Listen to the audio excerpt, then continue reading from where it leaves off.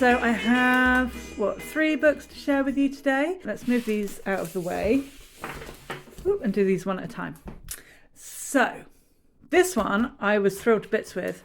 We went to Louisiana to see an exhibition recently, and they had a huge table full of half-price art books. And then I spotted this one, which has actually been on my wish list for a while. It's called Nonconformers, and it's a new history of self-taught artists.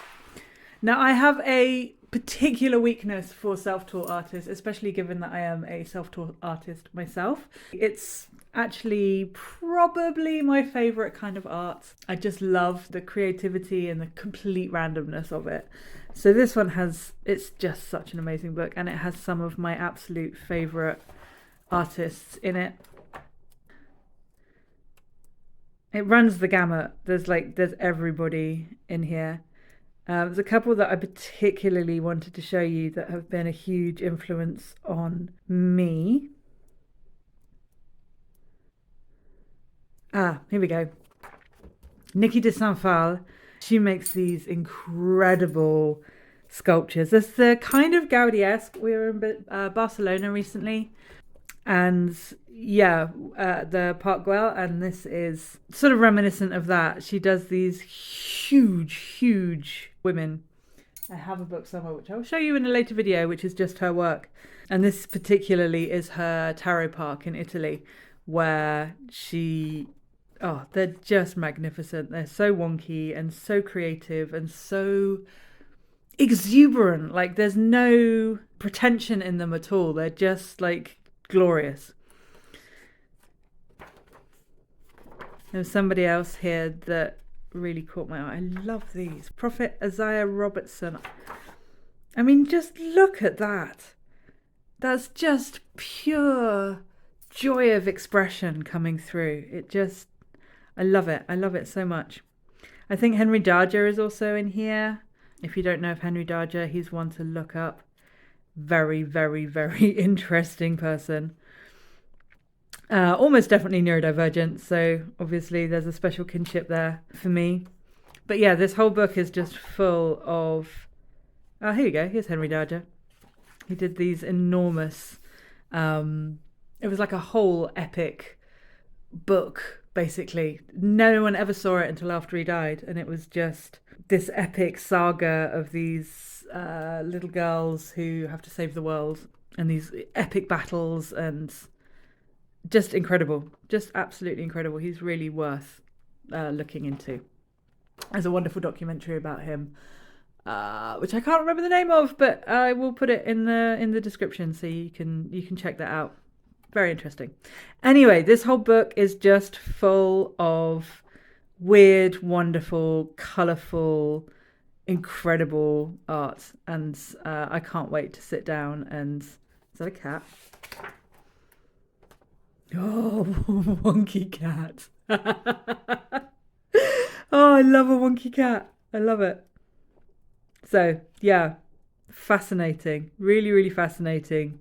Really beautiful. Really exciting. I'm really excited about this book. Okay, next up we have Contemporary Landscapes by Soraya French. Now, landscapes is something that I've just started to sort of dip my toe in. It's never appealed to me before, but I'm really enjoying seeing how various artists that I like approach landscapes, and Soraya French is one of them. She manages to do they're not your average landscapes. They're full of color and abstraction and vibrancy. And again, this is another one that I spotted on sale at one of the museum shops, an absolute bargain. But I just love the way that she uses color, that she uses abstraction.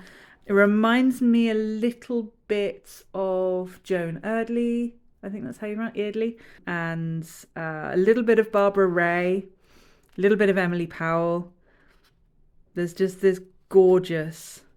The way she uses color, just, stunning. One of the things that really fascinates me about art in general is how little information you need to give as an artist and how much the brain of the viewer will fill in all the gaps for you.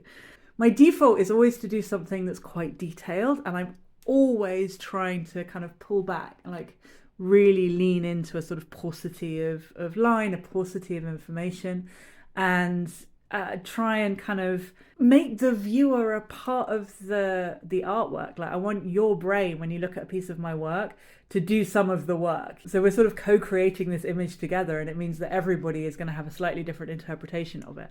I think that's I find that really exciting. And yeah, landscapes is not something that I ever considered that you could do that with. Now, landscapes is not something that's ever really appealed to me, but just recently I've been getting into it, and I'm intrigued, and I want to kind of try and see if I can do something like the way I render flowers, for example, in my floral work, and see if I can do that with a sort of a more expanded scene with both countryside and with cityscapes and things as well. So this is definitely one that I'm excited to dig into and see kind of where that takes me. Yeah, see where that takes me, how that feeds into my work moving forward. And I just think her work is absolutely beautiful.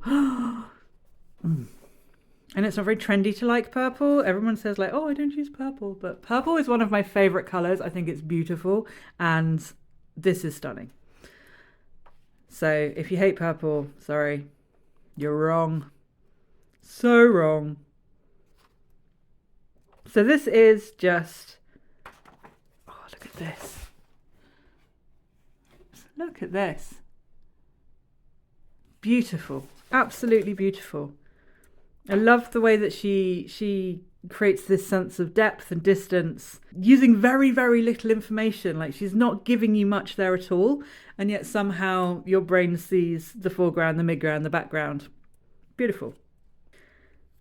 So this is one that I'm super duper excited about, even if it's a how-to kind of book, but just looking at it for inspiration is kind of enough.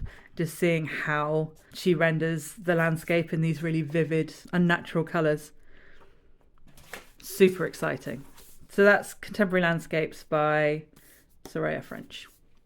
Finally, and this one has just arrived, and I'm super excited about it. Emma Carlisle is an illustrator. She has a Patreon, which I'm an enormous fan of. She's a lovely, lovely human being. She's incredibly generous with her knowledge and with her skills. She does these books of her sketchbooks, and they are absolutely beautiful. I have another one. She did this one, Devon and Cornwall Sketchworks, which, I mean, I spent a lot of my formative years in the Southwest and grew up around Devon and Cornwall. So this was particularly interesting to me. And this is one of my firm favourites. I pull it down often just for inspiration and nostalgia and reference and all sorts of it. And she's just published a new one. Oh, that's lovely. She's just published this new one, which is her sort of transitional sketches, like the sketches that she felt over the course of the year have been the most meaningful to her practice generally. So it's just beautiful, beautiful sketchbook pages. You can see her experiments, and the thing I love about this is that you can see her figuring things out as she goes along. And I think that's one of the most beautiful and impactful things about seeing an artist's sketchbook is you actually get to see the kind of visual thought process and, you know, spot the patterns as they come up and see just how people are solving problems and what problems that they arise.